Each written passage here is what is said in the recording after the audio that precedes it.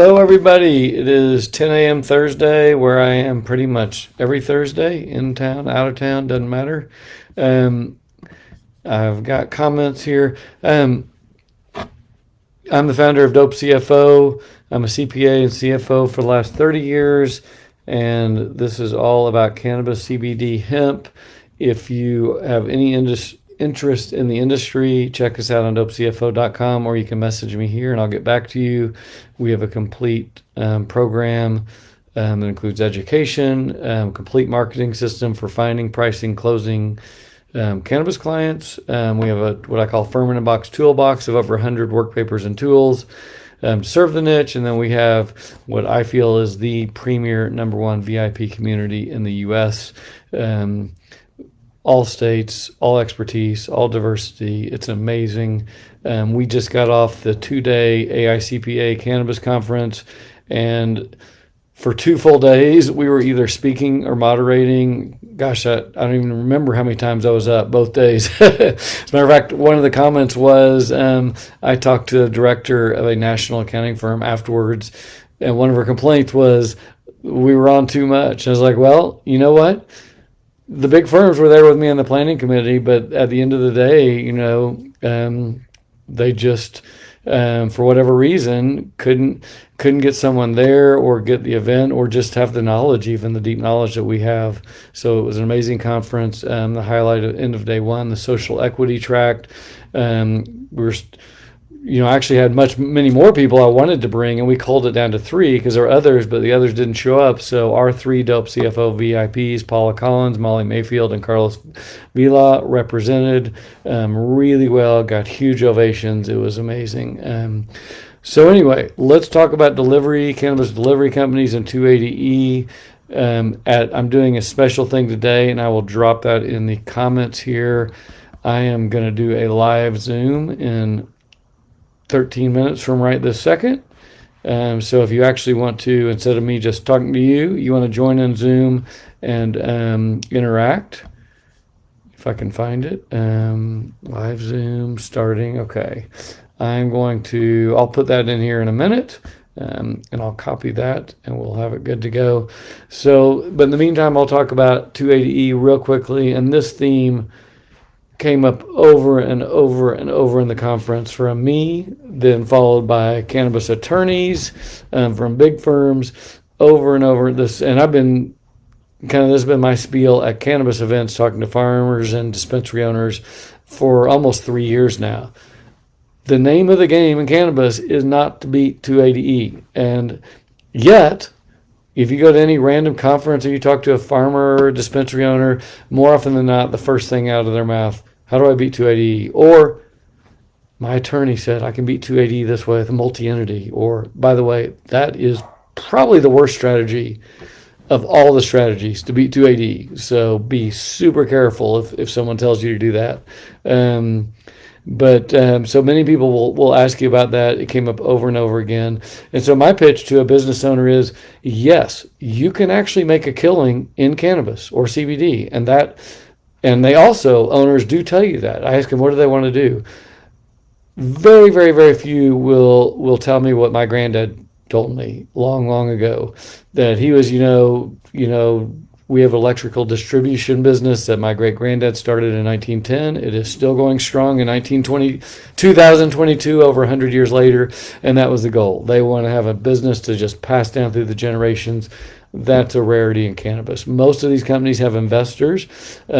Just that fact alone means that there's going to be a short time horizon. Most investors in whether it's high-tech startups or cannabis, they want to get in, they want to build the company, and then they want to do an exit within 5 years. The good news is you can do an exit in 5 years if you focus on building value, your brand, your product, your location of your dispensary, revenue growth, vertically integration can add value. Beating 280E actually detracts from value. We had lots of M&A people and valuations from some of these big firms come in, and they were seeing deals blow up because the acquirer would look at this company and be like, oh man, they did some really sketchy stuff on the tax side, and there could be hidden liabilities. The IRS is way behind. So if they buy that company right now and then the IRS comes in 2 years later, the hidden liabilities. And so the beating 280E can actually bite you in the butt. And not just you got hidden liabilities, but also you may not be able to close a deal, which is what they all want. They all want to get to exits. We saw this in high tech for decades. Companies could lose money for a decade and still have a valuation in the billions of dollars. And even think of the biggies: Amazon, Google, Facebook, losing tons of money for years. So it doesn't mean you have to be profitable or make net income. There's punitive tax on the industry. If and when 280E goes away, there's going to be a big valuation bump just by that fact alone, more than likely, depending on what kind of national tax they put on cannabis.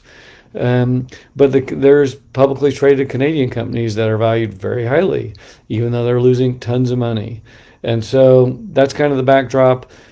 Let's jump into delivery companies. This is the really gray area. Now, yeah, I think about a lot of these, if it's truly a delivery company, kind of like Grubhub. And so I think in my hometown, Bend, Oregon, guy Joe's he's got his truck, and he's all of a sudden a delivery company, very low capital to get in. And it's not a huge $1 million money maker for a lot of these people doing delivery. It's kind of like Uber or Grubhub.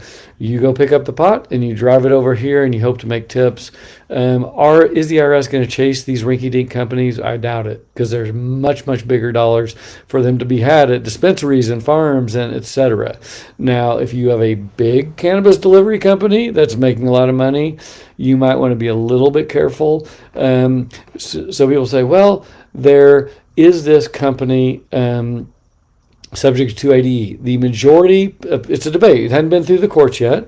So like many answers in cannabis, if someone tells you this is right or this is right, be wary, because oftentimes it depends, and it may be right, it may not be right. We'll see what happens. We can take what educated people think about it. So, for example, testing labs, they take the product, they test it, they destroy it, they provide a service. Even though they touch the product, they're not involved in trafficking in any way.